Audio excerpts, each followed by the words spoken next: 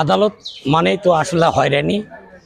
আদালতে গিয়ে এই গ্রাম থেকে গিয়ে বিভিন্ন টাকা পয়সা খরচ, এই উকিল থেকে আরেক উকিলের কাছে যাওয়া, এতে অনেক বাদী বিবাদীর অর্থনৈতিক খরচা হয়। এই জন্য সরকার যে উদ্যোগ নিয়েছে যে স্থানীয় যে আদালত ইউনিয়ন পরিষদের, এইখানেও বিচার ব্যবস্থা ভালো হয়, সুন্দর হয়।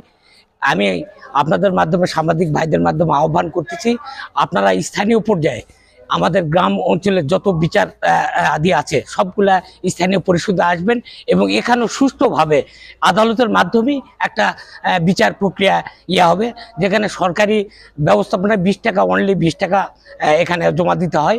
জমা দিয়ে আপনারা বিচারটা সুষ্ঠু বিচার পাবেন। আমরা অনেকেই অবগত নই, প্রত্যেকটা ইউনিয়ন পরিষদে একটি করে গ্রাম আদালত আছে।